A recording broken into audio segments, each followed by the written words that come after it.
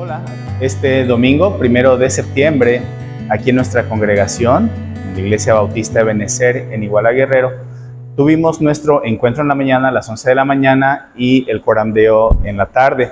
En la mañana hablamos acerca del discernimiento espiritual, la necesidad de tener este discernimiento, sobre todo entendiendo que el Señor Jesucristo viene en breve y que le ha exhortado a su iglesia a estar velando y estar atento a esta realidad de que Jesús viene pronto. En la tarde seguimos con el estudio de Cristología y vimos que Jesús es Dios en gracia.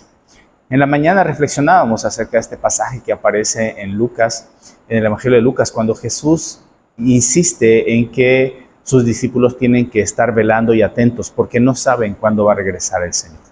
Que es importante que estemos trabajando, que seamos diligentes, que estemos haciendo lo que necesitamos hacer para que cuando Jesucristo venga nos encuentre trabajando.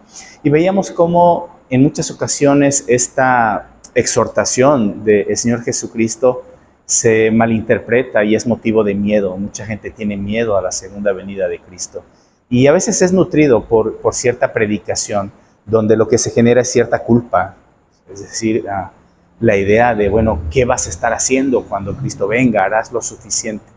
Y decíamos que en realidad no deberíamos nosotros tener ese miedo. Lo que deberíamos hacer es enfocarnos en ser diligentes y en discernir bien lo que estamos haciendo con nuestra vida, para que cuando Jesucristo venga, simple y sencillamente nos encuentre haciendo lo que teníamos que hacer, no más y no menos. Hablábamos de la diligencia, que es hacer lo necesario en el tiempo adecuado, pero también hablábamos del discernimiento y decíamos que para poder nosotros vivir y esperar esta segunda venida de Cristo de una buena manera, necesitamos tener discernimiento espiritual, saber dónde estamos posicionados y saber qué es lo que Dios quiere y espera de nosotros.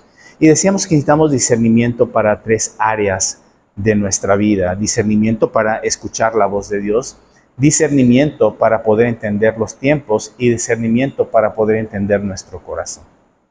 Con respecto a la voz de Dios, decimos que es fundamental que nosotros aprendamos a escuchar la voz de Dios. No dimos una receta para hacerlo, pero sí dimos 3 principios esenciales para poder escuchar la voz de Dios. En primer lugar, tener la disposición.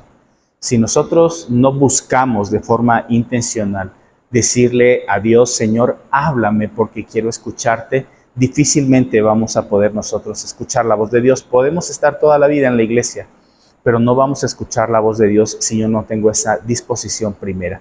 Cada vez que me congregue, cada vez que abra la Biblia, cada vez que escuche una predicación, una predicación o una alabanza, debo estar dispuesto a escuchar la voz de Dios.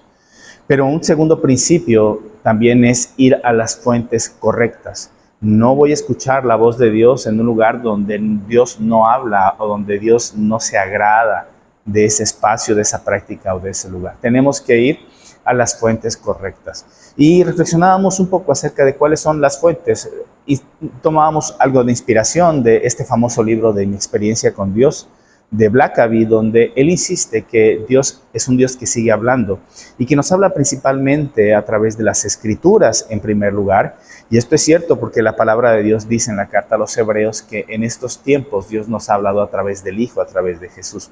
Y Jesús mismo dice que las Escrituras dan testimonio de Él. Así que la primera fuente y la más importante para escuchar la voz de Dios son las Escrituras. Pero Dios también nos habla a través del Espíritu Santo, este Espíritu Santo que nos interpela, que habita dentro de nosotros y que nos habla de forma constante. Dios también nos habla a través de la oración. La oración es una práctica dialógica con Dios. En la oración no solo mandamos mensajes a Dios, este concepto es equivocado.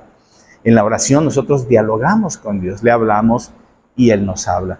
Dios también nos habla a través de las circunstancias, pero necesitamos discernimiento espiritual para conocer los tiempos. El siguiente punto que vimos en el sermón de la mañana.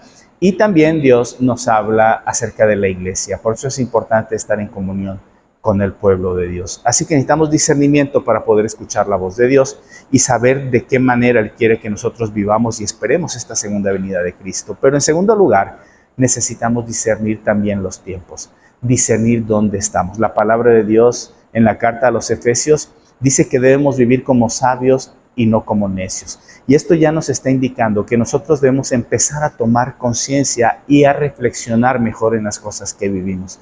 Pocas veces tomamos tiempo para pensar cómo estoy llevando mi vida espiritual. ¿La estoy llevando de una forma correcta o puedo llevarla de una mejor manera? ¿Cómo estoy operando en mi trabajo? ¿Estoy trabajando bien? ¿Estoy haciendo las cosas correctas? ¿Me gusta mi trabajo? Quizás sería mejor dejarlo, no lo sé. Pocas veces tomamos tiempo para eso.